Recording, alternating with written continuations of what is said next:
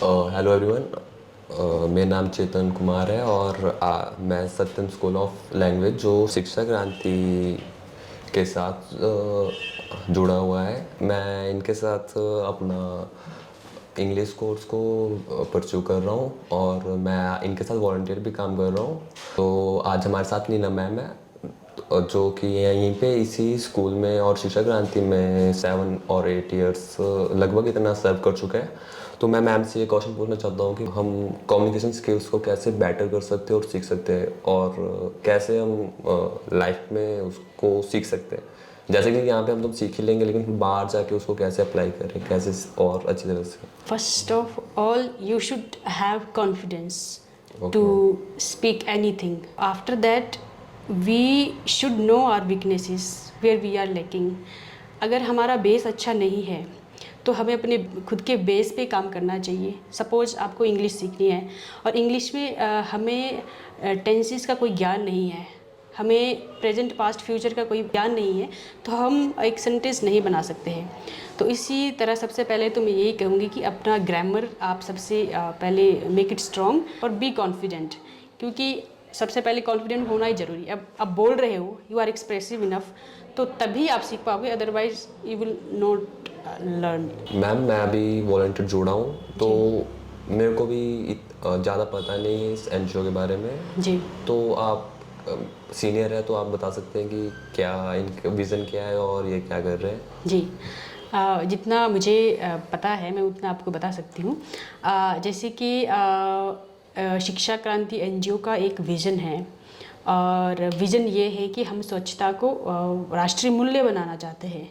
जैसे हमारा राष्ट्रीय पक्षी है, राष्ट्रीय फूल है, राष्ट्रीय पशु है, उसी तरह से हमारा एक मूल्य भी होना चाहिए। स्वच्छता एक ऐसा टर्म है आपके पास, एक ऐसा शब्द है जिसमें सब वैल्यूज़ छुपे हुए हैं और इसी से सब वैल्यूज़ भी है। और विज़न को हम प्रैक्टिकल बनाने के लिए हमारा एक मिशन है। जैसे मिशन पे हम काम कर रहे हैं, जैसे प्लांटेशन हो गया, आपका क्लीनलीनेस हो गया और संवाद हो गया, जैसे हम आप कर रहे हैं और हम क्लासेस में भी करते रहते हैं और कहीं जाते हैं तो संवाद ज़रूर करते हैं, क्योंकि संवाद होना बहुत ज़रूरी है। संवाद की कमी आज के इस युग में हमें कहीं ना कहीं खल रही है इसकी कमी।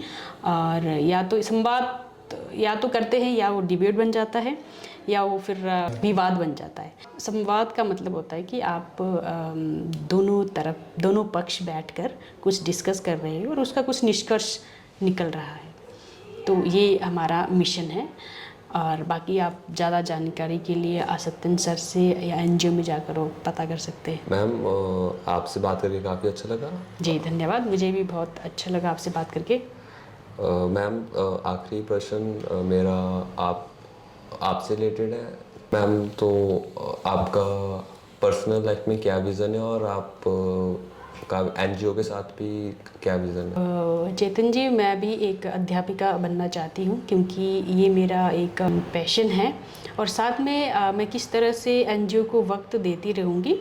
और वैसे तो जब कभी टाइम मिलता है तो मैं एनजीओ में आती रहती हूँ और अपनी सेवाएं भी देती रहती हूँ। हालांकि उतना समय नहीं मिल पाता है, लेकिन जब भी समय मिलता है तो हम ज़रूर आते हैं, संवाद करते हैं। और कोई भी अगर कोई सामाजिक गतिविधि में मुझे भागीदार होने का मौका मिलता है तो उस अवसर को भी मैं ज़रूर हाथ से नहीं जाने देती हूँ। मैम आपसे बात करके बहुत अच्छा लगा।